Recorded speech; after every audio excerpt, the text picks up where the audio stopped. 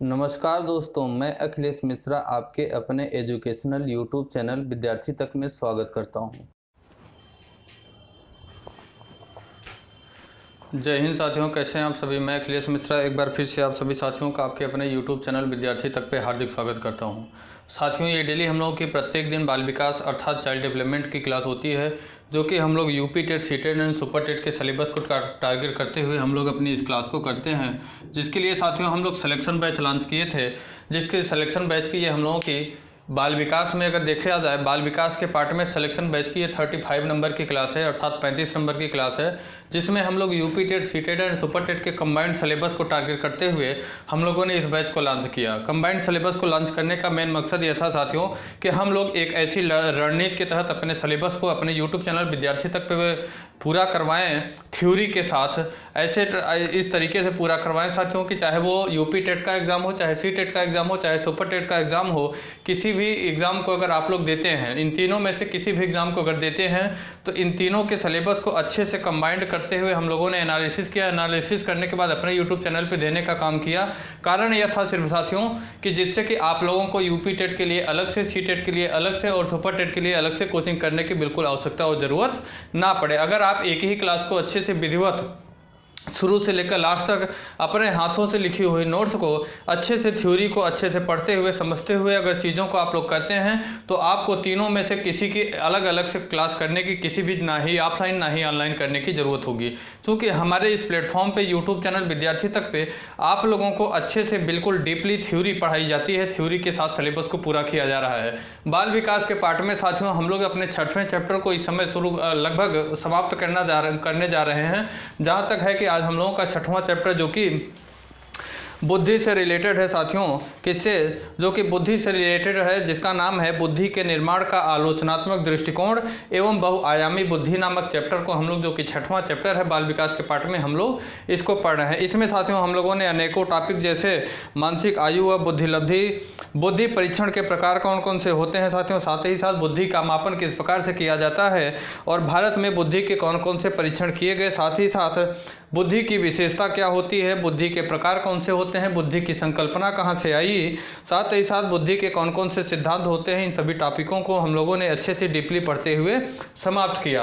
आज साथियों इसी चैप्टर से 2-3 टॉपिक और बचे हुए हैं, जो कि बिल्कुल डीपली अच्छे से हम लोग पढ़ते हुए अपने इस चैप्टर को समाप्त करेंगे। उसके बाद जैसा कि आप लोगों को पता है कि पिछले चैप्टरों को जो हम लोगों ने पढ़ा है, कि प्रत्येक चैप्टर जिसको हम लोगों ने पढ़ा उसे समाप्त किया अच्छे से, उसकी थ्योरी को। उसके बाद प्रीवियस ईयर एग्जाम में, चाहे वो यूपी टेट का एग्जाम हो, चाहे सी टेट का एग्जाम हो, चाहे तो सुपर टेट का एग्जाम हो, प्रीवियस ईयर एग्जाम में जो भी क्वेश्चन आए हुए हैं पर्टिकुलर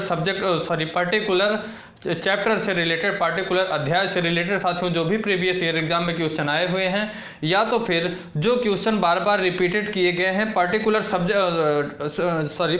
चैप्टर से ही जो क्वेश्चन साथियों बार बार रिपीट किए गए हैं, अर्थात बार बार एग्जामिनर उसे हाईलाइट करता है, बार बार एग्जामिनर उस क्वेश्चन को पूछता है, उस क्वेश्चनों को हम लोग अपने चैप्टर की थ्योरी को पढ़ते हुए समाप्त करने के बाद उन चैप्टरों के हम लोग एक क्लास में उन क्वेश्चनों के हम लोग अपने एक क्लास में प्रैक्टिस करने का काम करते हैं। जैसे ही चैप्टर, जैसे ये बुद्धि अर्थात इंटेलिजेंसी वाला चैप्टर ये जो चल रहा है हम लोगों का, जैसे आज समाप्त हो जाएगा तो कल की क्लास में हम लोग इसी चैप्टर से रिलेटेड जो भी एग्जाम में क्वेश्चन आए हुए हैं उसे मैं अच्छे से सेलेक्ट करता हूं, प्रीवियस ईयर एग्जाम का क्वेश्चन देखता हूं, चाहे वो यूपी टेट का हो, चाहे किसी भी ईयर का हो। जरूरी नहीं कि 2019 में है, 18 में है, 17 में, जब भी आया है, जब भी यूपी टेट, सी टेट या सुपर टेट का एग्जाम हुआ है, अगर इस चैप्टर से रिलेटेड अगर साथियों क्वेश्चन कभी भी पूछा गया है तो उस क्वेश्चन को मैं सेलेक्ट करता हूं, उसके बाद आपके सामने लेके आता हूं, उसकी प्रैक्टिस करवाता हूं। ठीक, तो साथियों आइए हम लोग अपने चैप्टर को शुरू करते हैं। तो इसमें साथियों ये जो चैप्टर हम लोगों का ये जो चैप्टर हम लोग पढ़ रहे हैं, जिसका नाम है साथियों बुद्धि के निर्माण का आलोचनात्मक दृष्टिकोण एवं बहुआयामी बुद्धि, में हम लोगों का आज टॉपिक शुरू होगा जो कि है बुद्धि परीक्षाओं की उपयोगिता। टॉपिक का नाम है साथियों बुद्धि परीक्षाओं की उपयोगिता। इस टॉपिक को हम लोग पढ़ेंगे, बुद्धि परीक्षाओं की उपयोगिता। हेडिंग डाल लीजिए साथियों टॉपिक का नाम बुद्धि परीक्षाओं की उपयोगिता। बुद्धि परीक्षाओं की उपयोगिता नामक टॉपिक को हम लोग पढ़ेंगे साथियों। तो इसमें हम लोग जानेंगे साथियों हमारे जीवन में बुद्धि जो है, बुद्धि परीक्षाओं की असीमित उपयोगिता है। हमारे जीवन में बुद्धि परीक्षाओं की, हमारे बुद्धि की किस प्रकार से परीक्षा ली जा सकती है, इसकी क्या है, असीमित उपयोगिता है। कौन कौन से प्रकार से साथियों इसकी परीक्षा किया जाएगा, इसका परीक्षण किया जाएगा, टेस्ट किया जाएगा और इसकी उपयोगिता क्या है, असीमित है। साथियों हम बात करें, इसमें हमें अनेक प्रकार की सहायता मिलती है तथा ऐसे परीक्षणों द्वारा बच्चे या अन्य लोगों की योग्यता का मापन करके उसे उचित निर्देशन या परामर्श दिया जा सकता है। बुद्धि की जो परीक्षा होती है साथियों, बुद्धि की परीक्षा करने के बाद हम क्या करते हैं, किसी भी बालक का, किसी भी व्यक्ति का, किसी भी बच्चे की बुद्धि की परीक्षा जब करते हैं तो उसका जो टैलेंट होता है, उसकी जिस भी क्षेत्र में रुचि होती है साथियों, उसके हिसाब से उसके हम टैलेंट को, उसकी रुचि को, उसकी प्रतिभा को हम जानने की कोशिश करते हैं। और जानने की कोशिश करने के बाद साथियों जिसमें उसकी रुचि होती है उस हिसाब से उसे हम लोग डायरेक्शन देते हैं, दिशा निर्देश देने का काम करते हैं। और इसी का साथ साथियों उसे परामर्श दिया जाता है जिससे कि वह उसी क्षेत्र में अपनी मेहनत करे, जिससे उसे सफलता हासिल हो सके। साथियों इसके कुछ प्रमुख उपयोग होते हैं, उन उपयोगों को हम लोग जानेंगे। बुद्धि परीक्षण के कुछ प्रमुख उपयोग होते हैं, इनके उपयोगों को हम लोग जानेंगे साथियों। तो पहला उपयोग होगा, इसे आप लोग नोट करिए क्योंकि एग्जामिनर आपसे क्वेश्चन पूछेगा कि निम्न में से बुद्धि परीक्षाओं की उपयोगिता कौन सी है, या तो आपसे पूछ लेगा कि निम्न में से बुद्धि उपयोगिता की परीक्षा कौन सी नहीं है। आजकल नहीं करके एग्जामिनर ज़्यादा क्वेश्चन पूछता है, उसमें बच्चे ज़्यादा कन्फ्यूजन होते हैं, मतलब आंसर आते हुए बच्चे गलत कर जाते हैं जब नहीं का क्वेश्चन पूछ लेता है तो। ठीक, क्योंकि ये प्रेजेंस ऑफ माइंड की चीज़ें होती हैं कि उस समय जब आप OMR शीट फिल कर रहे हो तो उस समय आपके दिमाग में क्या चल रहा है। आपको आता है क्वेश्चन, उसका आंसर भी सही आता है, लेकिन जब टिक करना होता है तो आप वहाँ गलत कर देते हो। तो ये सारी चीज़ें भी ध्यान देने की बात है। इसकी उपयोगिता है साथियों, पहली उपयोगिता हम लिखेंगे कि बुद्धि परीक्षणों द्वारा व्यक्ति मानसिक योग्यता ज्ञात कर सकता है। हम लोग पिछली क्लास में इस टॉपिक को पढ़ रहे थे, मैं थोड़ा सा फास्ट करवा दिया था, इसलिए यहीं से मैं फिर से शुरू किया हूं। इसके कुछ 4-6 पॉइंट हैं साथियों, इसके पॉइंट को हम लोग पॉइंट आउट करेंगे, यहाँ पे लिखेंगे और उसे समझेंगे, क्योंकि समझने की चीज़ें हैं, इसे हम लोगों को पढ़ना बहुत ही ज़रूरी है। बुद्धि परीक्षणों द्वारा व्यक्ति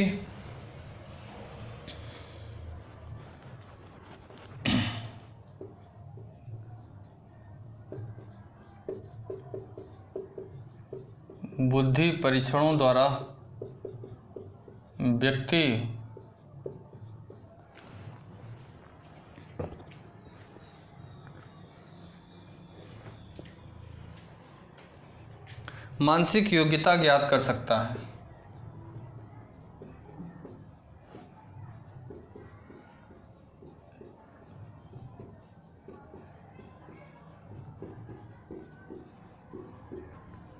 बुद्धि परीक्षणों द्वारा साथियों व्यक्ति क्या कर सकता है, व्यक्ति की मानसिक योग्यता ज्ञात करने का काम कर सकता है। अगली उपयोगिता की बात करें साथियों, तो बच्चे एवं व्यक्तियों को उसकी योग्यता अनुसार,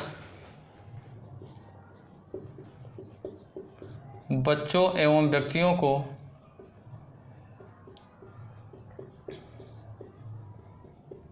उसकी योग्यता अनुसार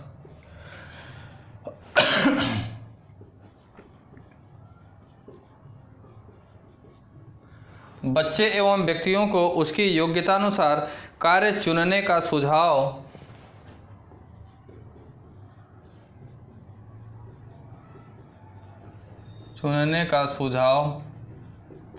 दिया जा सकता है।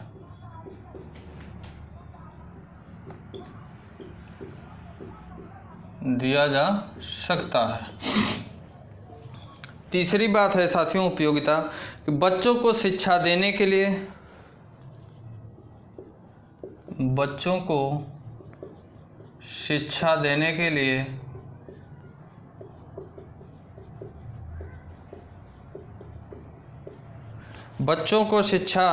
के लिए बुद्धि परीक्षणों द्वारा उसकी योग्यता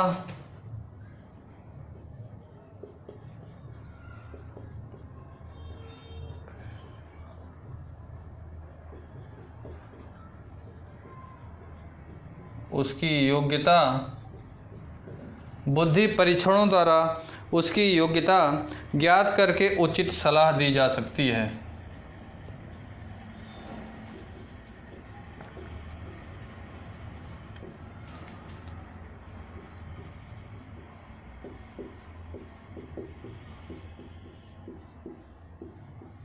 उचित सलाह साथियों दी जा सकती है। ठीक, अगली उपयोगिता बुद्धि परीक्षण की क्या होती है साथियों? किसी कक्षा, समूह या संगठन के लोगों को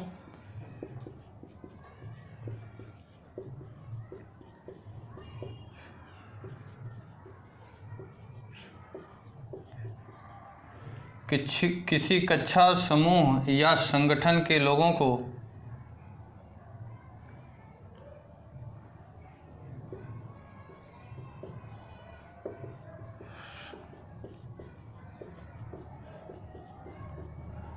किसी कक्षा, समूह या संगठन के लोगों को मानसिक योग्यता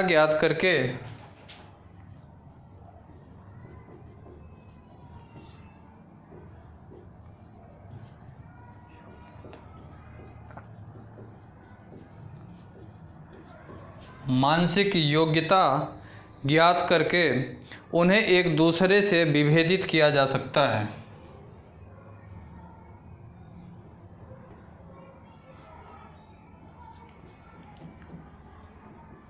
उन्हें एक दूसरे से विभेदित किया जा सकता है।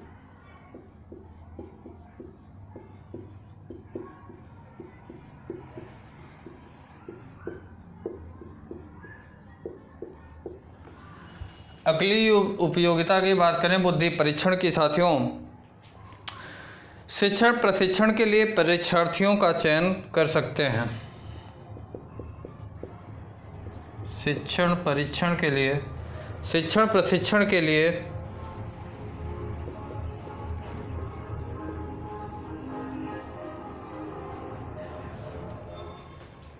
परीक्षार्थियों का चयन कर सकते हैं।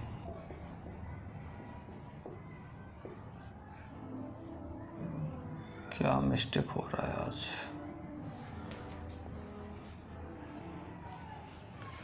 शिक्षण प्रशिक्षण के लिए परीक्षार्थियों का चयन कर सकते हैं। और छठवां साथियों उपयोगिता है कि बौद्धिक योग्यताओं का मापन करके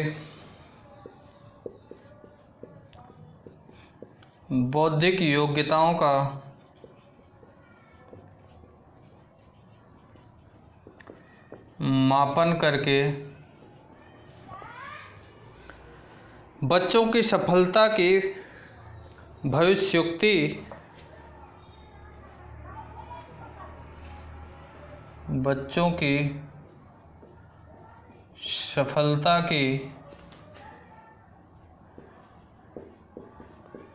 भविष्योक्ति की जा सकती है।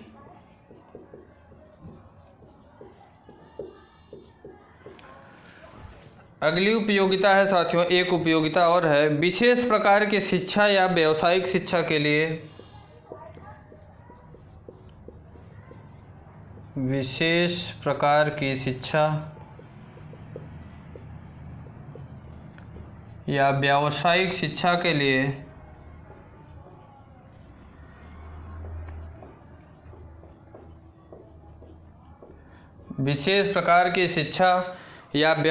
शिक्षा के लिए सुयोग्य छात्र छात्राओं का चयन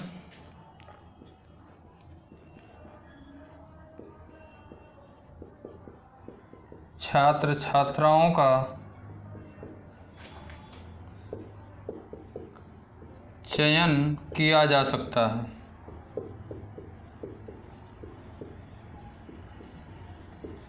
अगली और अंतिम उपयोगिता है साथियों, 8 नंबर अगली उपयोगिता है, सामान्य श्रेष्ठ तथा मंदित बच्चों के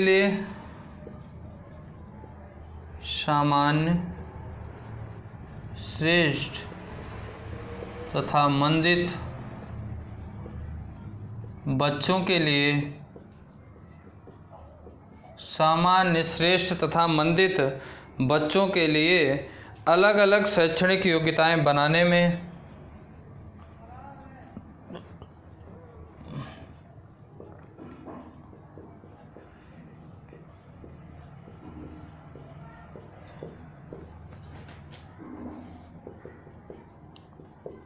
बुद्धि परीक्षण बनाने में साथियों बुद्धि परीक्षण काफ़ी मददगार होता है या काफ़ी उपयोगी होता है।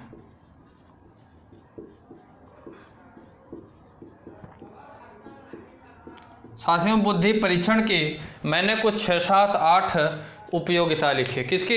बुद्धि परीक्षण की हम लोगों ने साथियों 6, 7 उपयोगिता के बारे में जाना है। पहली उपयोगिता होती है साथियों कि बुद्धि परीक्षण के द्वारा व्यक्ति की मानसिक योग्यता क्या है उसकी हम लोग ज्ञात कर सकते हैं कि व्यक्ति की मानसिक योग्यता क्या होती है, यह बुद्धि परीक्षण से हमें पता चलता है। अगली साथियों उपयोगिता है कि बच्चे या व्यक्तियों की उसकी योग्यता अनुसार है, चाहे वो बच्चे की योग्यता हो चाहे किसी सामान्य व्यक्ति की योग्यता हो साथियों, उसकी योग्यता के अनुसार कार्य चुनने का सुझाव दिया जाता है। जैसे कभी कभी होता है कि आप जो एक बुद्धिमान और अच्छे व्यक्ति होते हैं साथियों, वो हमेशा अपने दिमाग में यह चयन करते हैं कि मैं कौन सा कार्य किस व्यक्ति को दूं जो ये कार्य कर सकता है। हमेशा इसका चयन जरूर जो बुद्धिमान व्यक्ति होते हैं साथियों ये काम जरूर करते हैं कि मैं कौन सा कार्य, अपने दिमाग में पहले वो सोचने का कार्य करते हैं कि कौन सा वर्क होता है जो मैं कौन से व्यक्ति को दूं। जैसे मुझे अगर बात करना हो साथियों कि मैं जब मान लीजिए कि मुझे अगर कोई वर्क रहेगा, जैसे मान लीजिए कि मुझे आपके लिए कोई किसी टीचर का सिलेक्शन करना हुआ, तो मैं टीचर का क्या करूंगा साथियों, मान लीजिए कि मुझे पहले किसी शिक्षक का इंटरव्यू लेना पड़ेगा और उसकी योग्यता के अनुसार साथियों मुझे यह ढूंढना पड़ेगा कि मान लीजिए कि वो क्या है, वो ऑलराउंडर टीचर है, तो मुझे सबसे पहले उसे यह मतलब सेलेक्ट करना पड़ेगा कि भले ही यह ऑलराउंडर टीचर है लेकिन इसे मैं कौन सा सब्जेक्ट दूँ जो जिस सब्जेक्ट में ये बेहतर कर सकता है, आप लोगों के लिए क्या कर सकता है, बेहतर कार्य कर सकता है। तो यही इसी की व्याख्या किसी व्यक्ति या बच्चों की साथियों योग्यता अनुसार उसे कार्य करने का सुझाव दिया जाता है। ये हमें कहाँ से पता चलता है? बुद्धि परीक्षा से पता चलता है, बुद्धि परीक्षण से। तो अगली साथियों उपयोगिता है कि बच्चे को शिक्षा देने के लिए बुद्धि परीक्षणों द्वारा, बच्चे को क्या शिक्षा देने के लिए बुद्धि परीक्षणों के द्वारा उसकी योग्यता ज्ञात करके उचित सलाह दी जा सकती है। मतलब बच्चे की साथियों शिक्षा देने के लिए बच्चे को हमें किस प्रकार से शिक्षा देनी है, कौन सी शिक्षा देनी है। जैसे मान लीजिए कभी कभी आप अपने बच्चे का एडमिशन दिलाने आप किसी मान लीजिए कि कॉन्वेंट स्कूल में आप बच्चे को लेके जाते हैं, तो वहाँ पे क्या होता है, टेस्ट लेते हैं। क्या लेते हैं? हमें हर जगह कोई भी कॉन्वेंट स्कूल हो, कोई भी इंग्लिश मीडियम प्राइवेट स्कूल हो साथियों, वहाँ पे क्या होता है, टेस्ट होने का काम होता है। तो वो टेस्ट का करने का माध्यम मतलब रीजन क्या होता है, टेस्ट लेने का रीजन सिर्फ यह होता है कि बच्चा, जैसे मान लीजिए आप 9th क्लास में अपने बच्चे का या बच्ची का एडमिशन दिलाना चाहते हैं, तो जब वो टेस्ट विद्यालय के माध्यम से लिया जाता है, उस टेस्ट से वह संस्थान यह पता करता है कि आप 9th लेवल में एडमिशन लेने के लिए जो है मतलब उपयुक्त हैं या नहीं है। आपकी मानसिक बुद्धि जो है इतनी योग्य हो चुकी है कि आप 9th में एडमिशन लेके 9th की पढ़ाई को पूरी कर सकते हैं या तो नहीं, कहीं आप हमारा रिजल्ट तो नहीं खराब करेंगे, इस तरीके की चीज़ें। तो यही चीज़ें यहाँ बताई गई कि बच्चे को शिक्षा देने के लिए बुद्धि परीक्षणों द्वारा उसकी योग्यता ज्ञात करके उसकी उचित सलाह दी जाती है। जैसे मान लीजिए कि मतलब उसकी बुद्धि परीक्षण किया जाता है। जैसे मान लीजिए आप क्लास में पढ़ रहे हैं, कोई कमज़ोर बच्चा है तो उसे क्या किया जाता है, टीचर हमेशा सलाह देता है कि आप 4 बजे उठ के पढ़ा करो, 2 बजे उठ के पढ़ा करो। कभी कभी टीचर सलाह देता है कि आप रट के ना पढ़ा करो, लिख लिख के पढ़ा करो। ये सारी चीज़ें उसे डायरेक्शन दिया जाता है। अगली उपयोगिता है साथियों, किसी कक्षा हो, कोई क्लास हो, कोई समूह हो, यूनियन हो या तो कोई संगठन हो साथियों, इन सभी लोगों की मानसिक योग्यता ज्ञात करके उन्हें एक दूसरे से विभेद किया जा सकता है, विभेद करने का भी काम किया जाता है। अगला साथियों शिक्षण हो, परीक्षण हो, इन शिक्षण प्रशिक्षण के लिए परीक्षार्थियों का भी चयन बुद्धि परीक्षण के माध्यम से ही कर सकते हैं। अगली बात है साथियों की बौद्धिक योग्यता का मापन करके बच्चे की सफलता के भविष्योक्ति भी की जा सकती है। मतलब किसी भी बच्चे की बुद्धि की परीक्षण करने के बाद उसका भविष्य बताया जा सकता है कि आप कौन से क्षेत्र में जाएंगे तो वहाँ आपको सक्सेस मिलेगी, सफलता मिलेगी। ये चीज़ें वहाँ पे बताई जाती हैं। अगली बात बताया गया साथियों, विशेष प्रकार की शिक्षा या व्यावसायिक शिक्षा के लिए सुयोग्य छात्र छात्राओं का चयन किया जाता है। जो टेस्ट लिया जाता है, जैसे मान लीजिए कि आप इंजीनियरिंग के क्षेत्र में जाते हैं तो उसके लिए क्या सुयोग्य छात्र छात्राओं का चयन कहाँ से, बुद्धि परीक्षण के माध्यम से ही किया जाता है। डॉक्टर बनना चाहते हैं, वैज्ञानिक साइंटिस्ट बनना चाहते हैं, ये सारी चीज़ें होती हैं। आप मान लीजिए कि क्रिकेटर बनना चाहते हैं, किसी भी क्षेत्र में अगर आप जाएंगे वही बताया गया। विशेष प्रकार की शिक्षा हो या तो व्यवसाय हो, उसके लिए सुयोग्य छात्र छात्राओं का चयन कहाँ से? बुद्धि परीक्षण के माध्यम से ही किया जाता है। अगली बात बताया गया साथियों, सामान्य बालक हो, श्रेष्ठ बालक हो, या तो मंद मतलब मीडियम लेवल का हो, या तो अच्छे लेवल का हो, सुपर लेवल का, या तो फिर मतलब कम मानसिकता मतलब कम बुद्धि जिस बच्चे की विकसित रहती है। मंद बुद्धि का बच्चा जो होता है उसके लिए क्या होता है, अलग अलग शैक्षणिक योग्यताएं बनाई जाती हैं और अलग अलग तरीके अपनाए जाते हैं जिससे कि इस बच्चे का भी क्या हो, बुद्धि का विकास हो। तो ये साथियों आप लोग नोट करिएगा, क्योंकि एग्जामिनर आपसे पूछ लेगा, 3-4 ऑप्शन दे देगा, इसी में से पूछेगा निम्न में से बुद्धि परीक्षण की उपयोगिता कौन सी मानी गई है या तो कौन सी नहीं है, ये इस तरीके से पूछेगा। ठीक, अगला साथियों हम लोगों का टॉपिक है, अगला टॉपिक है कि बहुआयामी बुद्धि सिद्धांत कौन कौन से हैं और इसके क्या निहितार्थ हैं, इसके निहितार्थ कौन कौन से हैं, हम लोग इसे आप लोग नोट करिएगा। ठीक साथियों, मैं तब से मिटा रहा हूँ, कुछ मिटा देता हूँ, कुछ आप लोग नोट करते रहिए। नोट करना बहुत ज़रूरी है, मैं बता दे रहा हूँ, बाकी आपकी मर्जी। सही डायरेक्शन में नहीं चलेंगे तो फिर ऐसे ही पढ़ते रह जाएंगे, सफलता मिलेगी नहीं मिलेगी, या तो आप मालिक होंगे या तो फिर भगवान ही मालिक है। अगला टॉपिक है हम लोगों का साथियों, बहुआयामी बुद्धि सिद्धांत।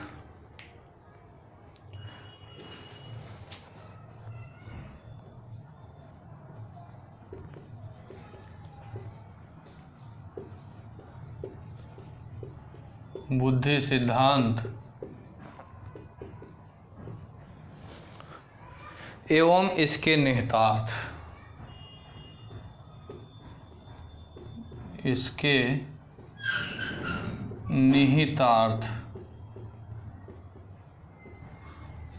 बहुआयामी बुद्धि सिद्धांत एवं इसके निहितार्थ, इंग्लिश में इसे कहेंगे साथियों multiple intelligence theory and it's implication. क्या कहेंगे?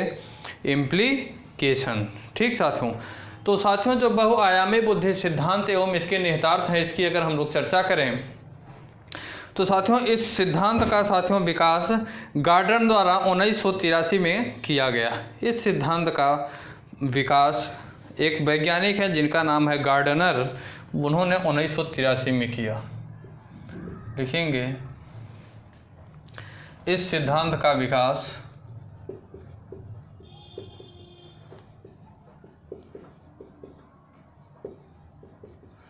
(1983) में गार्डनर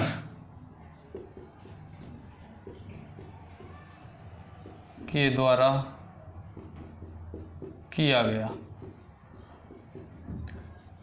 इस सिद्धांत का बहुआयामी बुद्धि सिद्धांत का साथियों विकास 1983 में वैज्ञानिक हैं जिनका नाम है गार्डनर, इनके द्वारा किया गया। साथियों इस सिद्धांत में अगर बात करें तो गार्डनर ने क्या कहा, इन्होंने स्पष्ट यह किया साथियों कि बुद्धि जो होती है, बुद्धि का स्वरूप क्या होता है, एकाकी न होकर बहुकारकी होता है। गार्डनर ने क्या कहा साथियों, बुद्धि का जो स्वरूप होता है क्या होता है, बुद्धि का स्वरूप एकाकी न होकर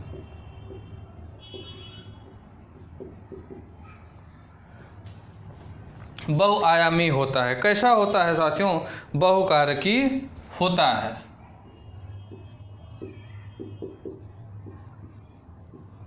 बहुकारकी होता है।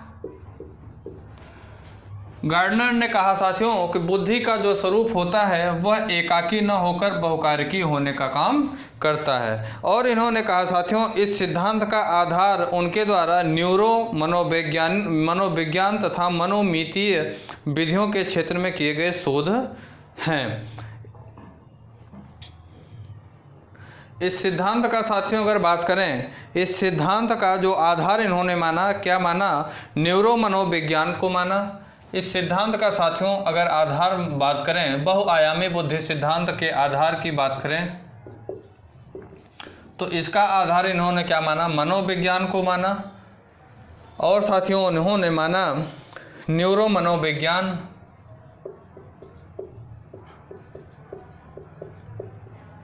न्यूरो मनोविज्ञान और न्यूरो मनोविज्ञान को इन्होंने माना साथियों, और साथ ही साथ इन्होंने मनोमितीय विधियों को माना। मनोमितीय विधियों को, मनोमितीय विधियों को इन्होंने क्या माना? इस सिद्धांत का आधार माना। बहुआयामी बुद्धि सिद्धांत का आधार साथियों, जो एक वैज्ञानिक है जिनका नाम गार्डनर है, इन्होंने इसका आधार न्यूरो मनोविज्ञान को और मनोमितीय विधियों को इसका क्या माना? बहुआयामी बुद्धि सिद्धांत का आधार माना, या यहाँ से शोध इन्होंने किया। साथियों, इस सिद्धांत में स्पष्टतः उन कसौटियों पर भी बल डाला गया जिसके आधार पर यह कहा जा सकता है कि विशेष क्षमता एक अलग बुद्धि है, या तो साथियों या नहीं। जैसे मस्तिष्कीय क्षति होने से व्यक्ति की एक विशेष क्षमता यदि प्रभावित हो जाती है, परंतु उसका प्रभाव अन्य व्यक्तियों पर नहीं पड़ता है। और साथियों, अगर बात करें तो उस प्रभाव क्षमता को एक अलग बुद्धि माना गया है। उसी तरह साथियों, कुछ व्यक्तियों में एक खास तरह की क्षमता असाधारण मात्रा में होती है। कुछ खास तरह की साथियों अक्षमताएं किसी व्यक्ति में होती हैं जो कि खास तरह की मानी गई हैं, असाधारण मात्रा में होने का काम करती हैं, जो अपने आप साथियों इस सिद्धांत की कसौटी के अनुसार एक अलग बुद्धि की श्रेणी की योग्यता रखती है। साथियों, इस सब तरह की कसौटियों का उपयोग करते हुए गार्डनर ने मूलतः 7 तरह की बुद्धि का वर्णन किया। इन सभी चीज़ों को देखते हुए साथियों गार्डनर ने क्या किया? गार्डनर ने साथियों मूल रूप से 7 तरह की बुद्धि का वर्णन किया। 1998 में उन्होंने इसमें 8वां प्रकार तथा 2000 में उन्हें 9वां प्रकार भी जोड़ा। इस तरह से गार्डनर के अनुसार अभी बुद्धि के 9 प्रकार हैं। गार्डनर के अनुसार साथियों बुद्धि के कुल 9 प्रकार हैं। वैज्ञानिक हैं जिनका नाम गार्डनर है। गार्डनर के अनुसार बुद्धि के कुल 9 प्रकार हैं। गार्डनर के अनुसार साथियों बुद्धि के कुल कितने 9 प्रकार माने गए हैं, जिसमें साथियों 8वें प्रकार की बात करें तो जो 8वां प्रकार है, 8वां प्रकार जो है साथियों, उसे इन्होंने 1998 में जोड़ा। 1998 में इन्होंने 8वें प्रकार को जोड़ा गार्डनर ने, और साथ ही साथ जो 9वां प्रकार है, 9वें प्रकार को इन्होंने सन 2000 में जोड़ने का काम किया। 2000 में जोड़ा, सन 2000 में इन्होंने जोड़ने का काम किया। गार्डनर ने साथियों बुद्धि के टोटल 9 प्रकार बताए, जिसमें 8वें प्रकार को 1998 में इन्होंने जोड़ा, और अगर 9वें प्रकार को बात करें तो 9वें प्रकार को इन्होंने साथियों सन 2000 में इस बहुआयामी बुद्धि सिद्धांत के अंतर्गत जोड़ने का काम किया। लेकिन शुरुआत में सर्वप्रथम इन्होंने गार्डनर ने साथियों सिर्फ और सिर्फ 7 बुद्धियों को बताने का काम किया था। तो साथियों इन 9 बुद्धियों के बारे में बात करें साथियों, तो पहला इन्होंने बताया भाषाई बुद्धि अथवा लैंग्वेजिस्टिक इंटेलिजेंट, भाषाई बुद्धि को इन्होंने बताया। भाषाई बुद्धि के बारे में बताया, लैंग्वेजिस्टिक इंटेलिजेंस। ठीक, इसमें इन्होंने कहा साथियों भाषाई बुद्धि में वाक्यों तथा शब्दों का बोध क्षमता, शब्दावली, शब्दों के क्रम के बीच के संबंध को पहचानने की क्षमता आज सम्मिलित होती है। भाषाई बुद्धि जो होती है साथियों, इसमें क्या होता है? वाक्यों तथा शब्दों की बोध क्षमता, वाक्यों तथा शब्दों की बोध क्षमता, वाक्यों तथा शब्दों की बोध क्षमता, शब्दावली,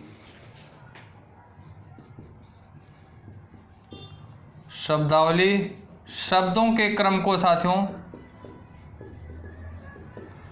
शब्दावली, साथ ही साथ शब्दों के क्रम के बीच के संबंध को, शब्दों के क्रम के बीच के संबंध को समझने के लिए साथियों कि कौन से शब्द के बीच में कौन सा शब्द आना उचित होगा। जैसे यहाँ मैंने लिखा, क्या लिखा, बुद्ध, बहुआयामी बुद्धि एवं उसके निहितार्थ। एवं के स्थान पे और कोई शब्द भी आ सकता है या नहीं आ सकता, यही चीज़ों की शब्दों के क्रम के बीच के संबंध को समझने के लिए। ठीक साथियों, इसके जो भाषाई बुद्धि होती है साथियों, इसके अंतर्गत क्या आता है, वाक्य तथा वाक्यों की बोध क्षमता आती है, शब्दावली आती है तथा शब्दों के क्रम के बीच के संबंध को समझने की क्षमता भाषाई बुद्धि के अंतर्गत आती है, जिसे साथियों क्या कौन बताए, गार्डनर ने बताया। अगली बुद्धि इन्होंने बताया साथियों, तार्किक गणितीय बुद्धि, लॉजिकल मैथमेटिकल इंटेलिजेंस। तार्किक गणितीय बुद्धि, तार्किक गणितीय बुद्धि, तार्किक गणितीय बुद्धि अर्थात लॉजिकल मैथमेटिकल इंटेलिजेंस। इसके अंतर्गत बात करें साथियों तो गार्डनर ने बताया कि इसके अंतर्गत बुद्धि में तर्क करने की क्षमता, गणितीय समस्याओं का समाधान करने की क्षमता, अंकों के क्रम के पीछे छिपे संबंध को पहचानने की क्षमता, सादृश्यता क्षमता आदि इसके अंतर्गत सम्मिलित होती है। तार्किक गणितीय बुद्धि के अंतर्गत क्या क्या सम्मिलित होता है साथियों, बुद्धि में तर्क करने की क्षमता, बुद्धि में तर्क करने की क्षमता। इतना डीपली क्वेश्चन साथियों आपसे सीटेट या सुपर टेट में अक्सर पूछता है, इसलिए मैं थ्योरी पे ज़्यादा जोर दे रहा हूँ, बिल्कुल डीपली पढ़ाने की कोशिश कर रहा हूँ। साथ ही साथ साथियों गणितीय समस्याओं का समाधान करने की क्षमता,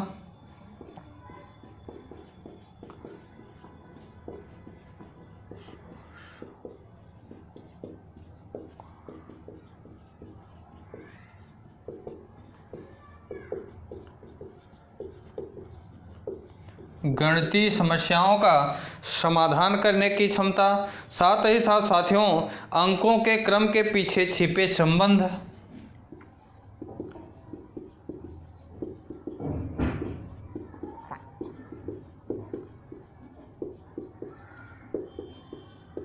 छिपे संबंध, अंकों के क्रम के पीछे छिपे संबंध को पहचानने की क्षमता, साथ ही साथ साथियों सदृश्यता क्षमता। कौन सी, सदृश्यता क्षमता।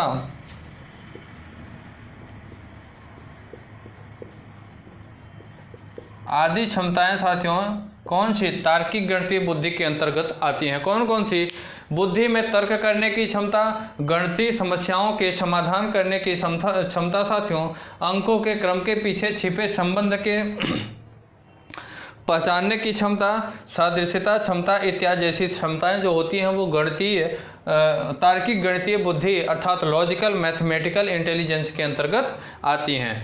गार्डनर ने साथियों अगली बुद्धि को बताया इन्होंने, कौन सी, स्थानीय बुद्धि अर्थात स्पेटिकल इंटेलिजेंस। स्थानिक बुद्धि, स्थानीय नहीं स्थानिक, स्पेटिकल इंटेलिजेंस, स्पेटिकल अर्थात स्थानिक बुद्धि।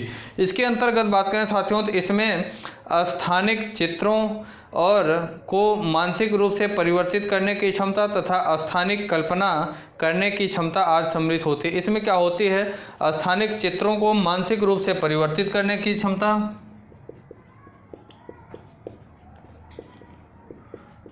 स्थानिक चित्रों को मानसिक रूप से क्या, मानसिक रूप से साथियों परिवर्तित करने की क्षमता, साथ ही साथ स्थानिक कल्पना करने की क्षमता।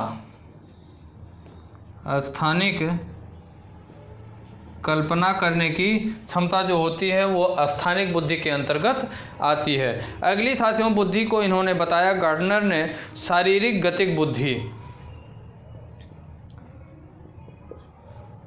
क्या बताया, शारीरिक गतिक बुद्धि।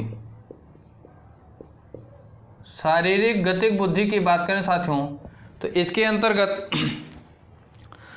बुद्धि में अपनी शारीरिक गति पर नियंत्रण करने की क्षमता, अपने मतलब हमें अपनी शारीरिक गति किस प्रकार से हमें कौन सी एक्टिविटी करनी है इस पर नियंत्रण करने की क्षमता शारीरिक गति के अंतर्गत आती है। और साथियों वस्तुओं को सावधानी पूर्वक एवं प्रवीण ढंग से घुमाने तथा उपयोग करने की क्षमता सम्मिलित होती है। इसमें साथियों हमें अपने बॉडी लैंग्वेज अर्थात शरीर की एक्टिविटीज़ को, और साथ ही साथ इसके अंतर्गत क्या होता है, मतलब हमें कौन सी वस्तु को किस प्रकार से उपयोग करना है। जैसे मार्कर को हमें बोर्ड पे ही यूज़ करना है, कहीं ऐसा नहीं कि दीवार पे भी हम इसे घसीट लेने लगे। अर्थात कौन सी वस्तु को किस प्रकार से हमें यूज़ करना है, ये सारी चीज़ें हम कहाँ से, शारीरिक गतिक बुद्धि के अंतर्गत ही सीखने का काम करते हैं। ठीक साथियों,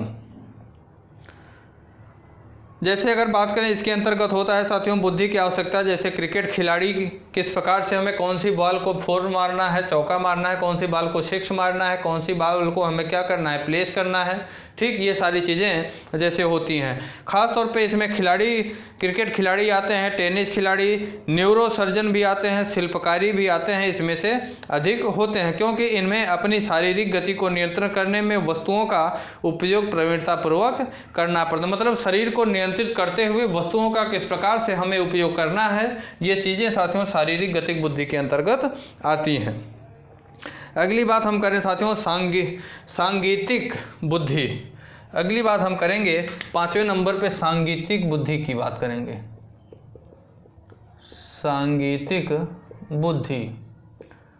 सांगीतिक बुद्धि की अगर चर्चा करें साथियों हम लोग, तो इस बुद्धि में साथियों क्या होता है, तारत्व तथा लय को सही ढंग से प्रत्यक्ष करने की क्षमता होती है। मतलब हमारा जो तारत्व होता है और लय होता है, ये दोनों चीज़ें एक्टिविटी एक साथ चलती रहें, अर्थात धुन के साथ साथ हमारी शरीर भी एक्टिविटी करे, कहीं डिफर ना हो जाए, डिफरेंट ना हो। ये सारी चीज़ें कहाँ से, सांगीतिक बुद्धि से प्राप्त करने की क्षमता आती है। और साथियों इसमें सांगीतिक सामर्थ्य एवं निपुणता विकसित करने की क्षमता भी सम्मिलित होती है। सांगीतिक सामर्थ्य की और साथ ही साथ उसमें निपुण होने की जो क्षमता होती है वो भी सांगीतिक बुद्धि के से ही विकसित होने का काम करती है। इस तरह से साथियों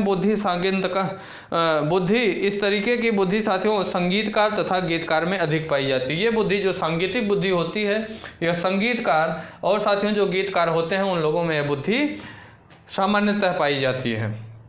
अगली हम बात करें साथियों, अगली बुद्धि गार्डनर ने बताया व्यक्तिगत आत्मबुद्धि। 6वें नंबर पे इन्होंने बताया व्यक्तिगत आत्मबुद्धि। व्यक्तिगत आत्मबुद्धि के बारे में गार्डनर ने बताया। इसके अंतर्गत साथियों इन्होंने कहा, इस तरीके की बुद्धि में अपने भावों एवं संवेगों को मॉनिटर करने की क्षमता, उसमें विभेद करने की क्षमता तथा मानव व्यवहार को निर्देशित करने में उसकी सूचनाओं को उपयोग करने की क्षमता आज सम्मिलित होती है। इसे अंतर्वैयक्तिक बुद्धि भी कहा जाता है। क्या कहा जाता है साथियों, इसे अंतर्वैयक्तिक बुद्धि, अंतर्वैयक्तिक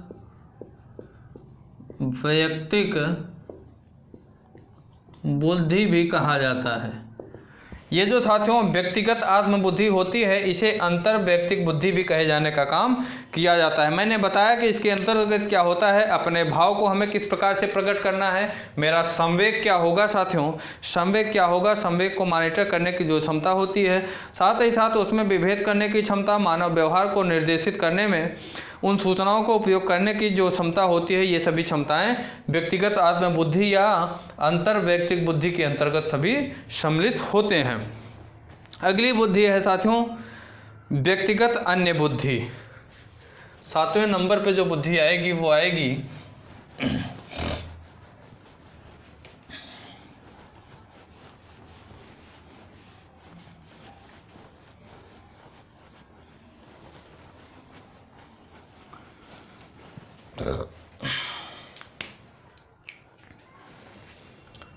व्यक्तिगत अन्य बुद्धि।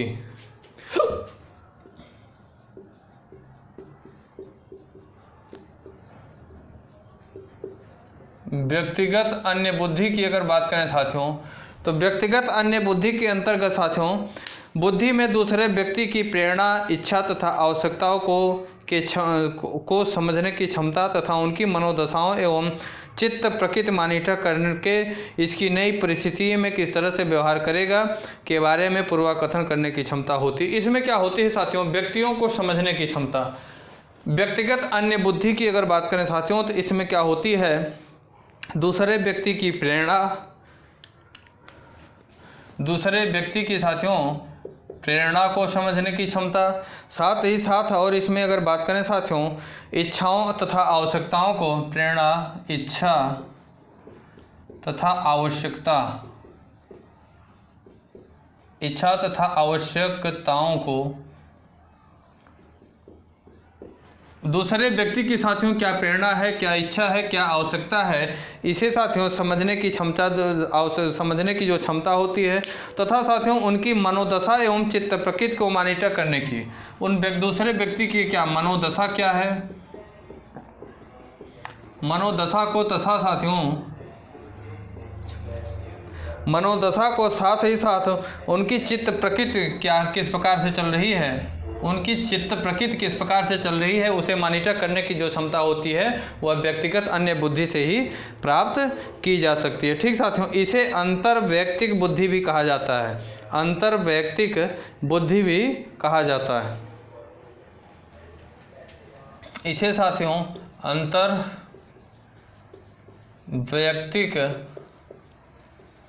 बुद्धि भी कहे जाने का काम किया जाता है। ये जो साथियों व्यक्तिगत अन्य बुद्धि होती है इसे अंतर्वैयक्तिक बुद्धि भी कहे जाने का काम किया जाता है। ठीक साथियों, अगली बुद्धि होती है साथियों प्रकृतिवादी बुद्धि।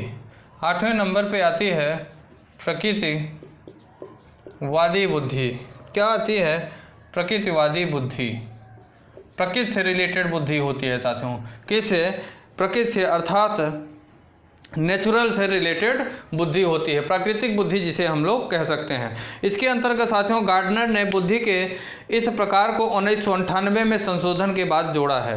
इसे साथियों गार्डनर ने क्या किया? इसी बुद्धि को 1998 में गार्डनर ने संशोधन के बाद जोड़ने का काम किया है। संशोधन के बाद जोड़ा है 1998 में साथियों। गार्डनर ने 1998 में जो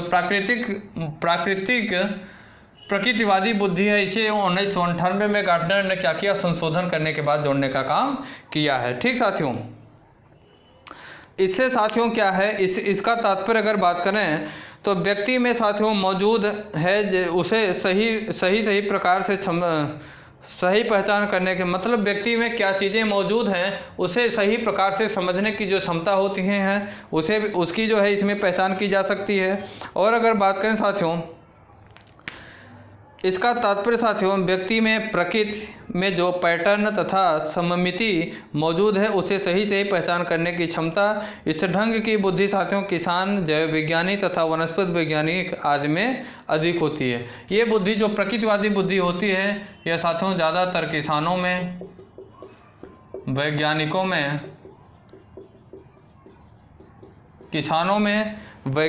में, और अगर साथियों बात करें वनस्पति विज्ञानों में और जैव विज्ञानी में, वनस्पति विज्ञान में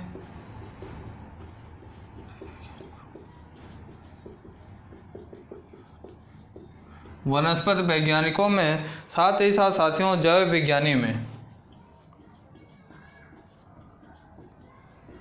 जैव विज्ञानी में ज़्यादातर पाई जाती है। जो प्रकृतिवादी बुद्धि पाई जाती है साथियों वो किसानों में, क्योंकि किसानों की सारी चीज़ें प्रकृति पे डिपेंड होती हैं। साथ ही साथ वनस्पति विज्ञान की जो चीज़ें होती हैं साथियों, वनस्पति की भी सारी चीज़ें प्रकृति पे डिपेंड होती हैं, इसलिए ये बुद्धि भी साथियों कहाँ वनस्पति वैज्ञानिकों में पाई जाती है। साथ ही साथ जैव विज्ञानी भी जो होते हैं साथियों वो भी प्रकृति से रिलेट होते हैं, कोरिलेट किए जाते हैं साथियों। इसीलिए प्रकृतिवादी बुद्धि सामान्यतः किसानों में, वनस्पति वैज्ञानिकों में तथा जैव विज्ञानी में पाई जाने की काम करती है। याद रखिएगा आप कि एग्जामिनर आपसे पूछेगा कि गार्डनर का दिया हुआ जो बुद्धि सिद्धांत है, प्रकृतिवादी बुद्धि सिद्धांत के अंतर्गत निम्न में से कौन से लोग इसके अंतर्गत, प्रकृतिवादी बुद्धि के अंतर्गत आते हैं, या निम्न में से कौन से प्रकृतिवादी बुद्धि के अंतर्गत नहीं आते। इस तरीके से एग्जामिनर अगर क्वेश्चन टफ करना चाहा तो आपसे पूछेगा। अगली बुद्धि है साथियों अंतिम बुद्धि की। अगर बात करें अंतिम बुद्धि को बताया गया जिसका नाम है, ये सारी चीज़ें नोट करना अत्यंत आवश्यक है, इसीलिए समझाते हुए, लिखाते हुए, बताते हुए अस्तित्ववादी बुद्धि नौमी है। सारी चीज़ें मैं करते हुए इसीलिए आपको एक एक पॉइंट को मैं अच्छे से नोटिस करवा रहा हूँ साथियों। अस्तित्ववादी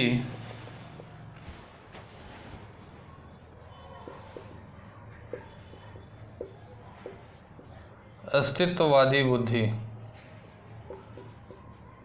अस्तित्ववादी बुद्धि की अगर बात करें साथियों, तो गार्डनर ने बुद्धि के इस प्रकार को सन 2000 में संशोधन करने के बाद जोड़ा। याद रखिएगा, आपसे पूछेगा कि बहुआयामी बुद्धि का सिद्धांत जो गार्डनर ने दिया, निम्न में से सन 2000 के दौरान संशोधन के बाद कौन सी बुद्धि को जोड़ा गया। सन 2098 में संशोधन के बाद कौन सी बुद्धि को जोड़ने का काम किया गया। एग्जामिनर अगर टफ क्वेश्चन बनाएगा तो इस तरीके से क्वेश्चन आपसे पूछेगा। इस बुद्धि को साथियों सन 2000 में गार्डनर एक वैज्ञानिक है साथियों, 2000 में इस बुद्धि अस्तित्ववादी बुद्धि को साथियों गार्डनर ने 2000 में संशोधन के बाद जोड़ने का काम किया। संशोधन के बाद जोड़ा है, संशोधन के बाद जोड़ने का काम किया है। ठीक साथियों, अस्तित्ववादी बुद्धि को गार्डनर ने सन 2000 में संशोधन के बाद जोड़ने का काम किया है। और अगर बात करें साथियों, इससे तात्पर्य किससे है कि मानव जो है संसार के बारे में छिपे रहस्यों को जिंदगी, मौत तथा मानव अनुभूति की वास्तविकता के बारे में उपयुक्त प्रश्न पूछे जाने की क्षमता से होता है। इसमें क्या होता है साथियों कि मानव संसार के बारे में छिपे रहस्य को जिंदगी, मौत तथा मानव अनुभूति की वास्तविकता के बारे में उपयुक्त प्रश्न कौन से होते हैं उसे पूछे जाने की क्षमता से होता है। साथियों, इस ढंग की बुद्धि दार्शनिक चिंतकों में अधिक देखने को मिलती है। यह बुद्धि साथियों सामान्यतः दार्शनिक जो होते हैं,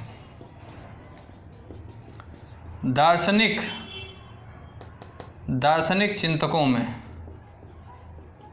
इस तरीके की बुद्धि जो होती है साथियों, वह सामान्यतः दार्शनिक जो चिंतक होते हैं, दार्शनिक चिंतकों में ज़्यादातर, अर्थात फिलॉसफर जो होते हैं, फिलॉसफर थिंकर जो होते हैं साथियों, उनमें यह बुद्धि कौन सी अस्तित्ववादी बुद्धि सामान्यतः देखने को पाई जाती है। आपसे पूछेगा साथियों कि निम्न में से कौन सी बुद्धि दार्शनिक चिंतकों में अर्थात फिलॉसफर थिंकर में सामान्यतः पाई जाती है, तो आपको वहाँ आंसर देना पड़ेगा अस्तित्ववादी। गार्डनर के अनुसार साथियों, जो हम लोगों ने अभी तक बुद्धि को पढ़ा, उस तरीके की बुद्धि में से प्रथम 3 कुछ ऐसे जिनका मापन बुद्धि परीक्षणों द्वारा आसानी से होता है, तथा अंतिम जो 6 हैं साथियों, जो प्रथम 3 है। प्रथम 3 कौन कौन से हम लोगों ने पढ़ा? सबसे पहले हम लोगों ने पढ़ा भाषाई बुद्धि, तार्किक गणितीय बुद्धि और आस्थानिक बुद्धि। कौन कौन सी? भाषाई बुद्धि, साथ ही साथ तार्किक गणितीय बुद्धि और उसके बाद आस्थानिक बुद्धि। ये प्रथम 3 बुद्धि हैं जो हैं साथियों, इसका मापन बुद्धि परीक्षणों के द्वारा आसानी से किया जा सकता है। लेकिन अंतिम के जो 6 बुद्धि को हम लोगों ने पढ़ा, कौन कौन से? शारीरिक गतिक बुद्धि और साथ ही साथ सांगीतिक बुद्धि, व्यक्तिगत आत्म बुद्धि, उसके बाद व्यक्तिगत अन्य बुद्धि, प्रकृतिवादी बुद्धि, अस्तित्ववादी बुद्धि। अंतिम जो 6 बुद्धियों को हम लोगों ने पढ़ा साथियों, इनका स्वरूप कुछ ऐसा है जिनमें बुद्धि के परंपरागत अर्थ को विस्तृत किया गया। और इन 6 तरह की बुद्धि के समर्थन में गार्डनर ने अपने सिद्धांत में विकासात्मक, न्यूरो मनोवैज्ञानिक तथा व्यवहारात्मक सबूत प्रदान किया। ये जो साथियों बुद्धियां हैं, सभी बुद्धियों को इन्हों गार्डनर ने किस सिद्धांत में? विकासात्मक सिद्धांत, न्यूरो मनोवैज्ञानिक सिद्धांत तथा व्यवहारात्मक सिद्धांत के सबूत के तौर पे प्रदान करने का काम किया। और अगर बात करें साथियों, तो गार्डनर ने यह भी स्पष्ट किया कि प्रत्येक सामान्य व्यक्ति में उपयुक्त 9 तरह की बुद्धियां होती हैं। प्रत्येक सामान्य तरह का जो व्यक्ति होता है, सामान्य तरीके का जो बुद्धि होता है, ये सभी 9 बुद्धियां जो होती हैं थोड़ी थोड़ी प्रत्येक व्यक्ति के अंदर क्या होते हैं? विद्यमान होते हैं। लेकिन कुछ विशेष कारणों, जैसे अगर बात करें आनुवंशिकता, प्रशिक्षण के कारण किसी व्यक्ति में कोई बुद्धि अधिक विकसित हो जाती है। जैसे अगर मान लीजिए कि शारीरिक गतिक बुद्धि की अगर बात करें तो उसके क्या है? उसके आनुवंशिकता से वह बुद्धि प्राप्त है, उसके माता पिता में वो लक्षण, वो चीज़ें ज़्यादा प्राप्त हैं, ज़्यादा व्याप्त हैं, तो इस वजह से उसके अंदर क्या होता है? वह बुद्धि ज़्यादा विद्यमान हो जाती है। या तो जैसे अगर बात करें तो शारीरिक गतिक बुद्धि के अंतर्गत उसे प्रशिक्षण, स्पेशली ट्रेनिंग दी गई, विशेष तौर पर उसे प्रशिक्षण दिया गया, तो इस वजह से उस व्यक्ति के अंदर ये बुद्धि क्या होती है? अधिक विकसित हो जाती है। ये सभी 9 तरह की बुद्धि एक दूसरे के साथ साथियों अंतर्क्रिया करती हैं। फिर भी प्रत्येक बुद्धि एक अर्ध स्वायत्त तंत्र के रूप में कार्य करती है। मस्तिष्क में अगर बात करें साथियों, तो प्रत्येक बुद्धि एक संपुटिक मापांक के रूप में होती है जो अपने अपने नियमों तथा कार्यविधियों द्वारा संचालित करने का काम किया जाता है। अगर किसी कारण से व्यक्ति में मस्तिष्क की क्षति हो जाने के कारण साथियों बुद्धि क्षतिग्रस्त हो जाती है, तो उसका प्रभाव दूसरे तरह की बुद्धि पर नहीं पड़ता है। गार्डनर साथियों इस सिद्धांत का एक प्रमुख आशय यह कहा कि इस विशेष तथ्य की व्याख्या करने में मदद मिलती है, क्योंकि कुछ लोग जिनका कॉलेज में शैक्षिक रिकॉर्ड काफ़ी प्रखर एवं श्रेष्ठ था, बाद में ज़िंदगी में उन्हें असफलता हाथ लगी, तथा क्योंकि वैसे लोग जिनका कॉलेज का शैक्षणिक रिकॉर्ड काफ़ी मंद तथा घटिया रहा, बाद में ज़िंदगी में उनकी काफ़ी सफलता मिल गई। इसका स्पष्ट कारण क्या है?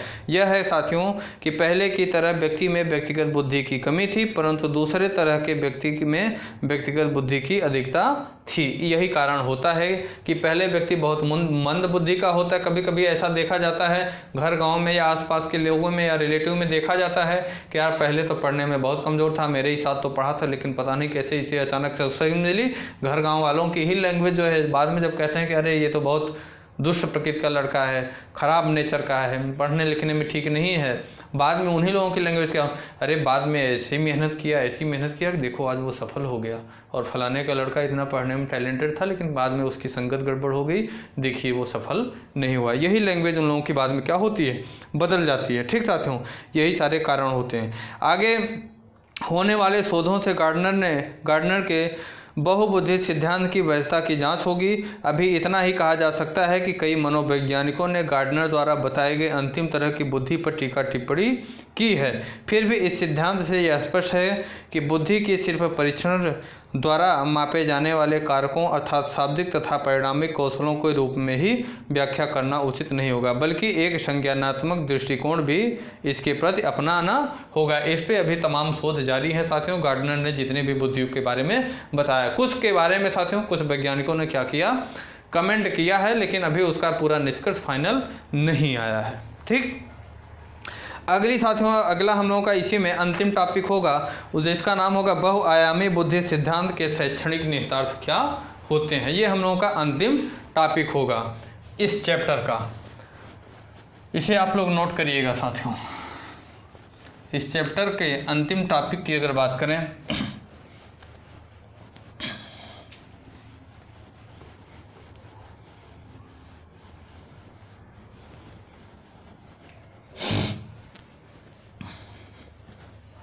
इसे आप लोग हर हाल में नोट करिएगा, रिवीजन करते रहिएगा।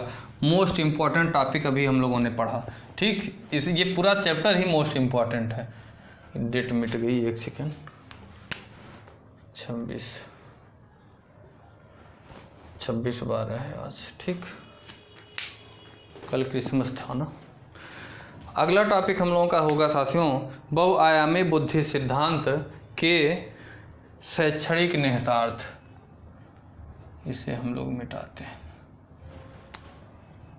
कि शैक्षणिक निहितार्थ।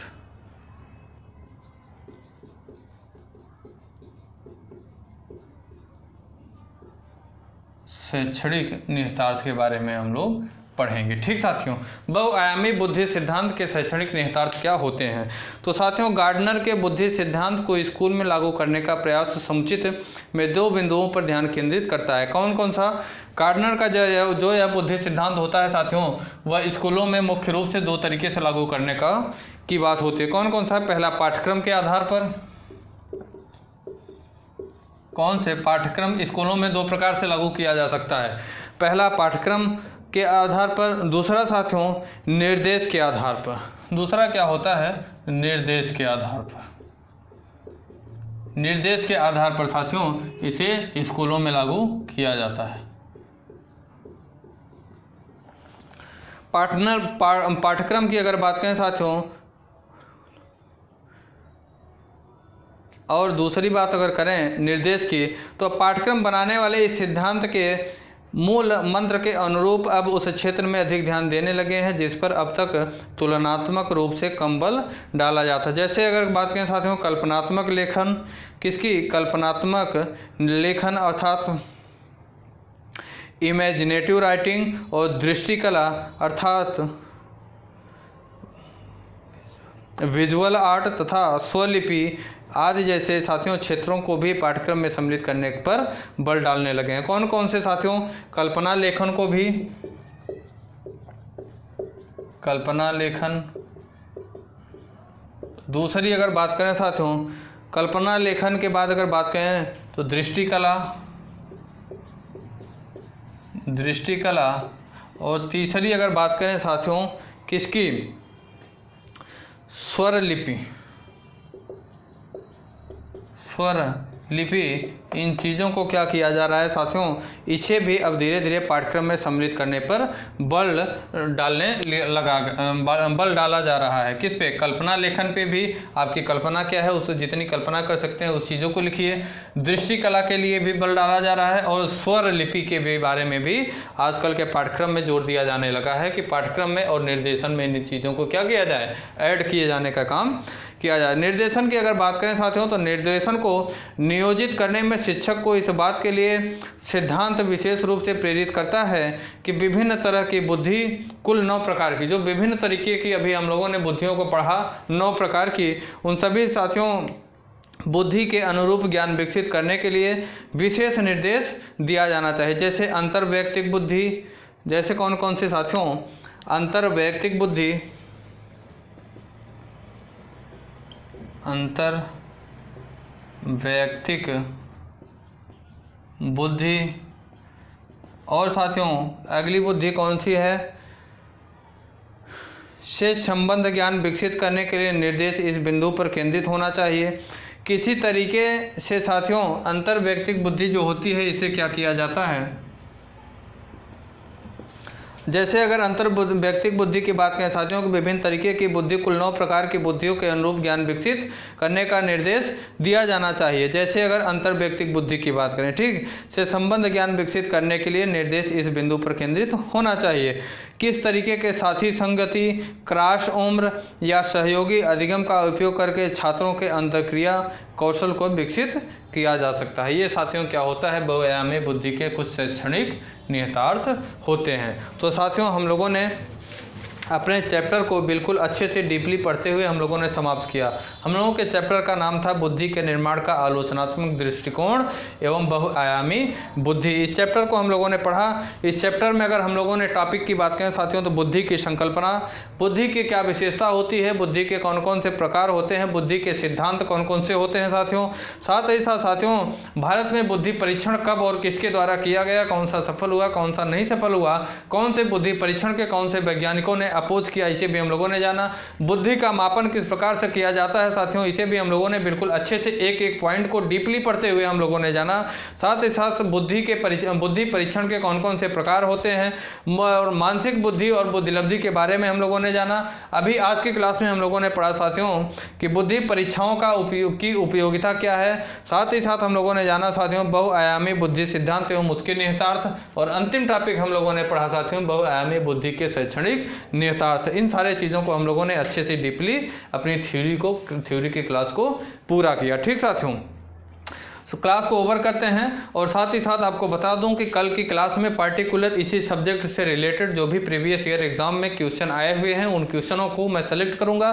सभी नहीं, सिर्फ इसी चैप्टर सभी वाला। अभी जब ये खत्म हो जाएगा लगभग 4-6 दिन में ये आपका बाल विकास चाइल्ड डेवलपमेंट खत्म हो जाएगा, तो फिर कंबाइंड हम लोग प्रैक्टिस शुरू करेंगे, कंबाइंड क्वेश्चनों की प्रैक्टिस शुरू करेंगे। अभी पार्टिकुलर चैप्टर से रिलेटेड ही हम लोग क्वेश्चन को करने का काम करेंगे जो प्रीवियस ईयर एग्जाम में क्वेश्चन आए हुए हैं या तो बार रिपीट किए गए हैं। ठीक साथियों, उन क्वेश्चनों को हम लोग कल की क्लास में करेंगे। आज मैं उन क्वेश्चनों को सेलेक्ट कर लूंगा। ठीक, और साथियों क्लास कैसी लगी इसकी प्रतिक्रिया कमेंट बॉक्स में आप लोग हर हाल में जरूर दीजिएगा।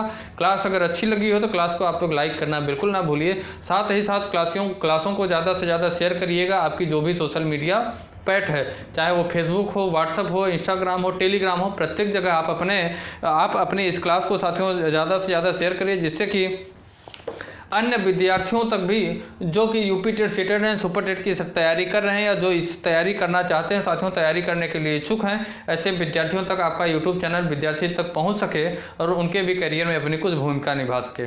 साथ ही साथ साथियों मैं आपसे कहता हूं कि अगर आपका कोई डाउट है तो आप हमारे टेलीग्राम चैनल विद्यार्थी तक से जुड़ें, वहां आप अपने डाउट को हमसे शेयर करिए, मैं आपके डाउट को दूर करने की पूरी कोशिश करूंगा 101%। ठीक साथियों, दूसरी चीज़ यह है साथियों, क्लास को आप लोग शुरू से लेकर लास्ट तक देखा करिए। ठीक है, क्लास को शुरू से लेकर लास्ट तक देखा करिए। पिछली क्लास नहीं देखे हैं तो उसका लिंक डिस्क्रिप्शन में नीचे दिया हुआ है, वहां से आप पिछली क्लासों का लिंक ले सकते हैं। ठीक साथियों, ठीक है, फिर क्लास को ओवर करते हैं। जय हिंद, जय भारत। दोस्तों, अगर आप हमारे YouTube चैनल विद्यार्थी तक पे नए हैं तो लाइक करें, सब्सक्राइब करें और बेल आइकन को दबाना ना भूलें। धन्यवाद।